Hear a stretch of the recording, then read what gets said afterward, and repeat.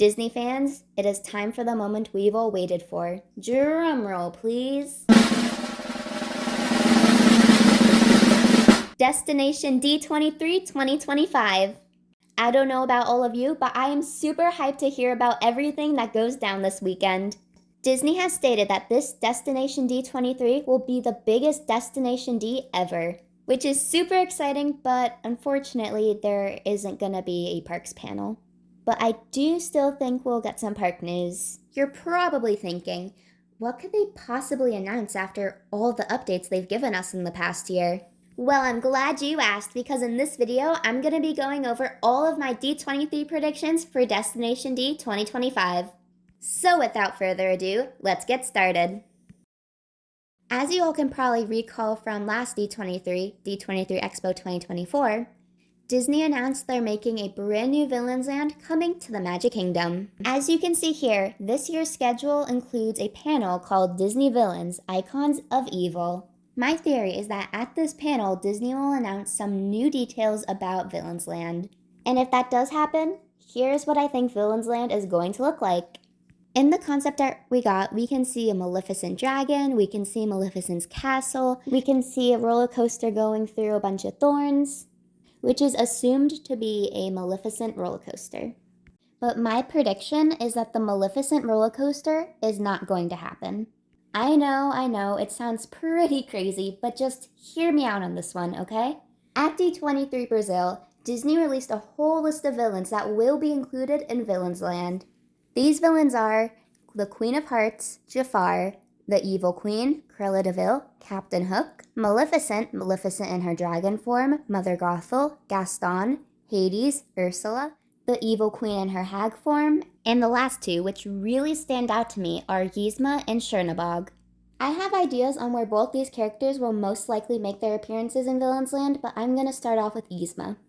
Yzma is from one of my favorite underrated Disney movies, The Emperor's New Groove, which, by the way, is celebrating its 25th anniversary this year, so happy anniversary! If you've watched this movie before, you're most likely familiar with the iconic scene where Yzma says, "Pull the lever, Kronk." After that, Kronk pulls the wrong lever, Yzma goes falling down in a pit trap. When she comes back up, she says, "Why do we even have that lever?" That's when Kronk pulls the correct lever and they go to their lair entrance, which is none other than a roller coaster. Is it a coincidence that their lair entrance is literally a roller coaster and Yzma is all of a sudden announced for Villains Land? I think not. Now for the second ride going into Villains Land, I'm just really hoping for some sort of dark ride. Now knowing Disney, they'd most likely choose to make it some sort of trackless ride, but I'd be okay with anything as long as it's a dark ride with lots of animatronics. Let's move away from rides and talk about Chernabog. Chernabog made his first appearance in Fantasia during the segment A Night on Bald Mountain. Chernabog is Disney's most evil villain ever, so him being included in Villains Land will definitely make the land more frightening. Where will he go? Well, just take a close look at this blue sky concept art. There's a shadowy outline of Chernabog looking down at Villains Land. I think, along with Maleficent's castle, we'll also get Bald Mountain with a giant Chernabog animatronic sitting at the top. I think this could be a huge impact on the aesthetics of the land. Just imagine walking into Villains Land and seeing a giant Chernabog animatronic looking down at you. It would be mind-blowing. And yeah, that's my complete list of Villains Land predictions. Now, on to predictions for my favorite park, Epcot. I'm just gonna say it. Figment is desperate for an update. Figment is such a beloved character and his ride is definitely due for a refresh. I have heard some rumors about people wanting Figment gone, but I do not think that will happen because of how much money Disney makes off of Figment merchandise. If Disney does in fact make a new version of Journey into Imagination, I think they need to remove Nigel Channing, aka the guy who tastes like chicken, and bring back none other than the Dreamfinder. I believe Journey into Imagination is most likely to get an announcement at Destination D23, but if not, I think we should hear something about it within the next year. Moving on to an abandoned part of Epcot history. Ah yes, the old Wonders of Life Pavilion. This pavilion was originally supposed to become the Play Pavilion, but was later cancelled.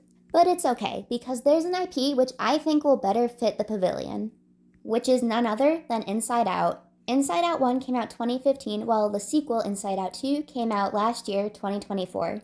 While both movies were box office hits, last year Inside Out 2 was everywhere.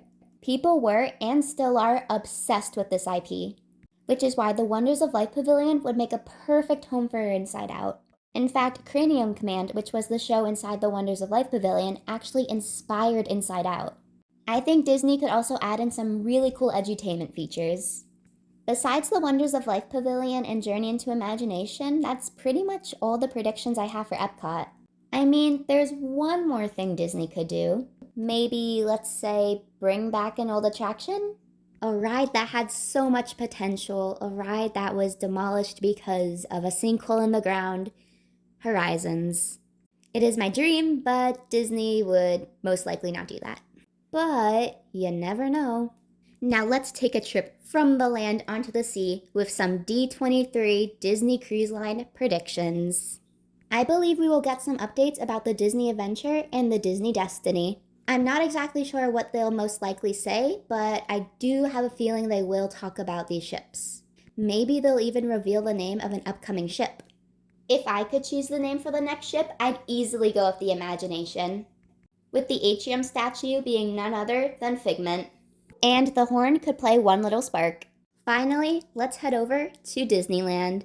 Disneyland is currently celebrating its 70th anniversary, and it will have its own panel at D23 this year. So I would not be surprised at all if they make any giant announcements, whether that is updates on Avengers Campus or even a new Tomorrowland. I'm just gonna expect the unexpected. And that concludes my Destination D23 predictions. If Disney makes any big crazy park announcements, I'll be sure to keep you all updated and make a video by the end of the day. But besides that, I hope you all have an amazing D23 weekend. If you're attending in person, I hope you have so much fun. That is all for this video. Thank you all so much for watching. It's my longest video yet, so if you've made it this far, thank you so much. I really appreciate it.